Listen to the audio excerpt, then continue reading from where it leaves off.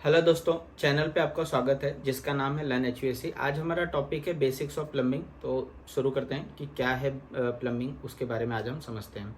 सबसे पहले हम समझते हैं कि प्लम्बिंग क्या होता है। प्लम्बिंग एक ऐसा सिस्टम है जिसके अंदर वाटर को पाइपिंग नेटवर्क के थ्रू एक जगह से दूसरी जगह तक हम लेके जाते हैं। तो अगर आप इनिशियल देखें तो एक बार सिविल स्ट्रक्चर खड़ा हो जाता है। सिविल स्ट्रक्चर खड़ा होने के बाद हम वहाँ पे रह नहीं सकते। रहने के लिए एक बेसिक जो ज़रूरत होती है, एक पानी की फैसिलिटी होनी चाहिए, वहाँ पे इलेक्ट्रिसिटी होना चाहिए, इस तरह की सुविधाएं वहाँ पे होनी चाहिए। तो वाटर को हम प्लम्बिंग के थ्रू उस जगह पे अवेलेबल कराते हैं। इसके अंदर क्या होता है, सबसे पहले वाटर आपको ग्राउंड फ्लोर पे अवेलेबल होगा। वहाँ से जिस भी फ्लोर पे आपको ऑक्यूपेंसी है वहाँ तक हम वाटर को लेके जाते हैं। और वहाँ पे फिक्सर्स लगे होते हैं, जैसे WC लगा होगा, टैप लगा होगा, किचन सिंक होगा। तो उसके थ्रू हम लोग वाटर को उसके थ्रू यूज़ करते हैं, क्योंकि ऐसा नहीं है डायरेक्टली वहाँ पे आपके रूम को फिल कर दिया जाएगा और आप यूज़ करोगे। मीन्स वाटर अवेलेबल रहता है, आप जैसे चाहिए टैप आपने ऑन किया और वाटर आप यूज़ करते हो।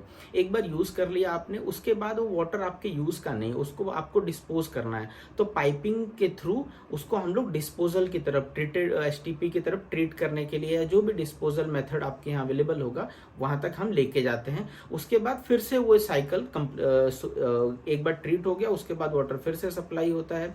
तो ये एक तरीके का साइकिल है जिसके अंदर हम लोग सप्लाई करते हैं, उसके बाद वाटर को डिस्पोज करते हैं। तो इसी तरह से अगर प्लम्बिंग का देखें तो प्लम्बिंग में दो बेसिक टाइप होते हैं। एक होता है वाटर सप्लाई सिस्टम, एक होता है drainage system. Water supply system के अंदर क्या होता है, इसके अंदर वाटर को हम लोग जो ह्यूमन है उसके यूज के लिए जो वाटर है वो सप्लाई करते हैं। वो हॉट वाटर हो सकता है, कोल्ड वाटर हो सकता है, ड्रिंकिंग के लिए यूज हो सकता है, फ्लश के लिए यूज हो सकता है, किचन के लिए यूज हो सकता है। किसी भी तरह का वाटर है वो हम लोग लेके वहां तक पहुंचाते हैं।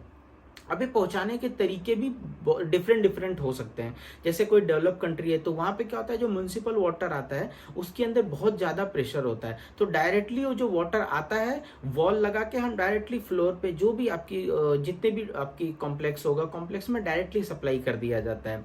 बट जैसे इंडिया जैसी कंट्री है तो वहाँ पे ऐसा पॉसिबल नहीं होता, वहाँ पे प्रेशर नहीं होता। बहुत जगह वाटर टैंकर के थ्रू आता है। तो यहाँ पे क्या होता है, हम लोग अंडरग्राउंड टैंक बनाते हैं।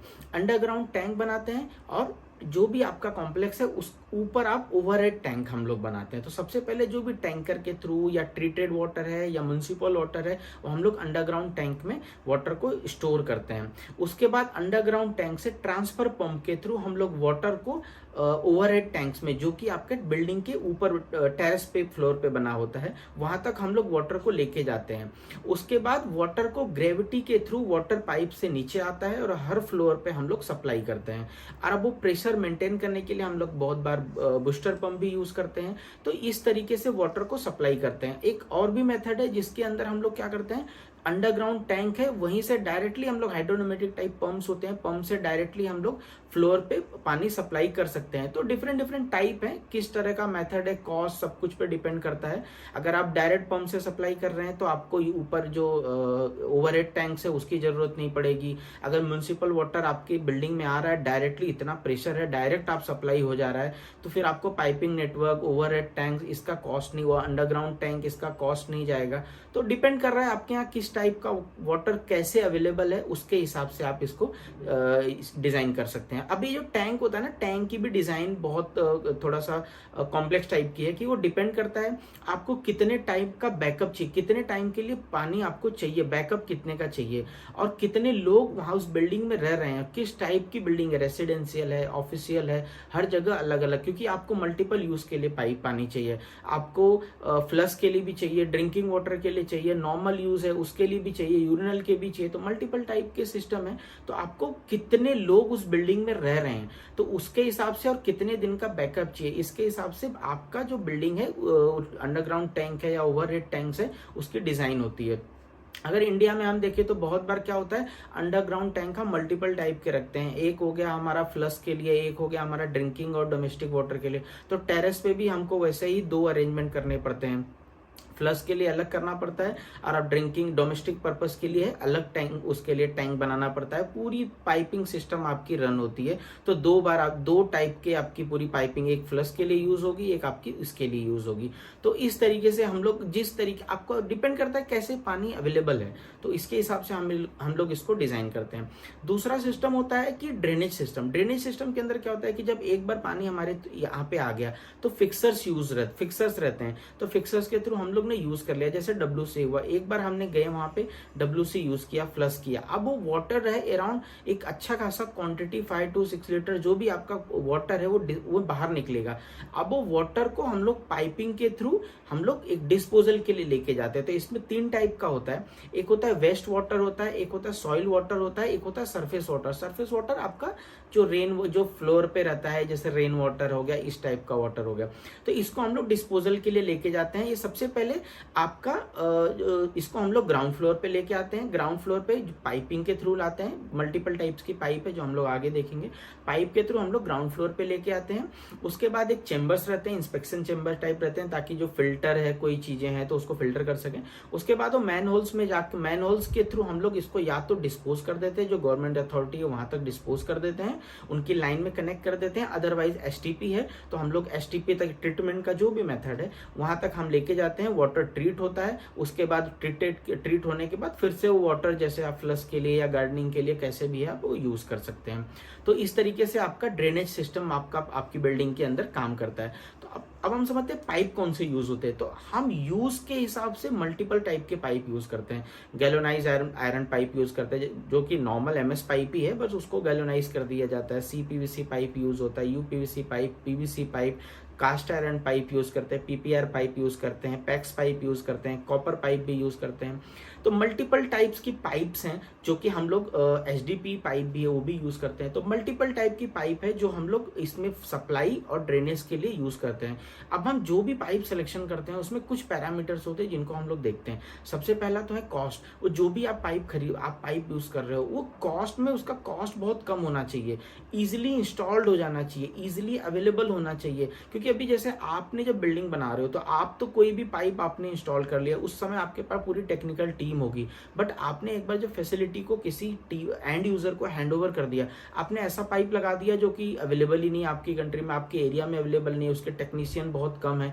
तो एट द एंड ऐसी चीज आपको डिलीवर करना है जो कि इजिली अवेलेबल हो। तो वो टाइप का पाइप जो इजिली अवेलेबल हो, उसका मेंटेनेंस फ्री हो, मेंटेनेंस भी अगर करना है तो इजिली आप उसका मेंटेनेंस कर सकते हो।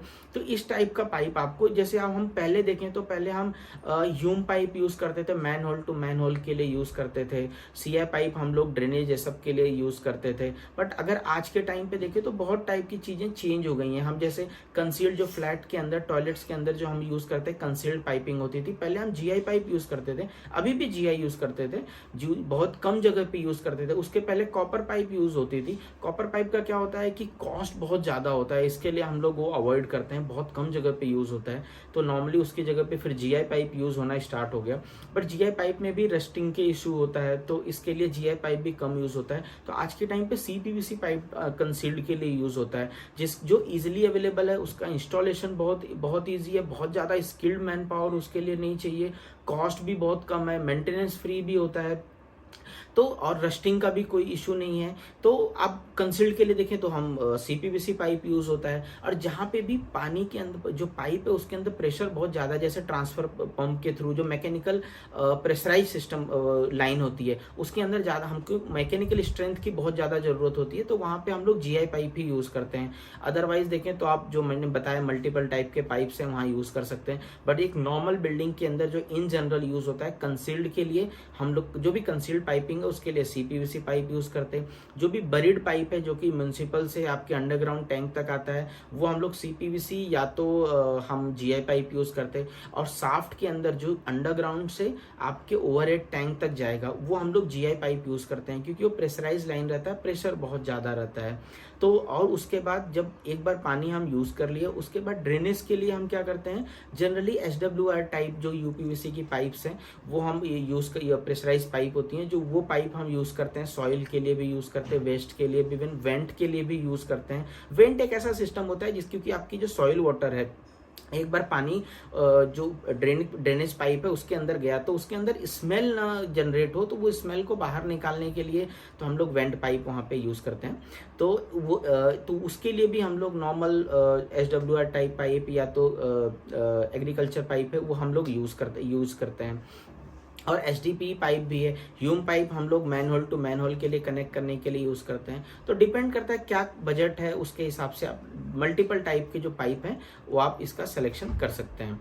तो ये रहा जस्ट मैंने एक बेसिक दोस्तों आपको समझाया हुआ है। तो अगर आपको इसमें कोई डाउट है तो आप मुझसे पूछ सकते हैं, कमेंट कर सकते हैं। और इसके ऊपर डिटेल्ड वीडियो भी प्लम्बिंग के ऊपर 4 से 5 वीडियो मैं लाने वाला हूँ, जो कि आगे मैं अपलोड करूँगा।